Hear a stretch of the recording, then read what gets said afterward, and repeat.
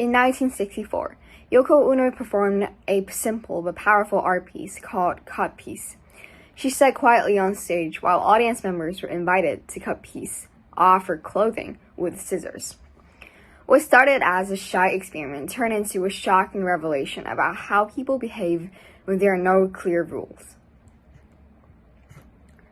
Uno didn't speak or give instructions. She just sat still.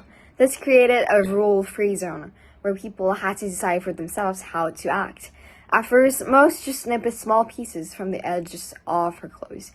But as time passed, some became more aggressive, cutting closer to her body. This showed how quickly people will test limits when no one says stop. The behavior changed in clear stages. For the first 20 minutes, it's careful and small cuts. For the next 30 minutes, it's more confident cuts. And for final 40 minutes, some cut intimate areas.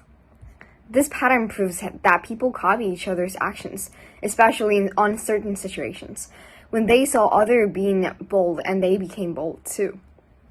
Most cutters were men, and many later admitted they wouldn't have cut so much if the artist had been male. This reveals unconscious biases about women's bodies and who has the right to touch them. One female audience member said, "I suddenly realized we were all playing out an old and unfair story about women." Uno's silence was the most powerful part. By not saying no, she showed how often we assume silence means yes. Today, we see the same problem in workplace and online. People push boundaries until someone objects.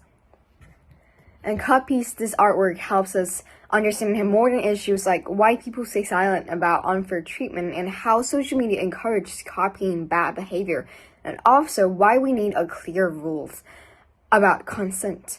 The scissors didn't just cut fabric, they cut through our illusions about how polite society really is.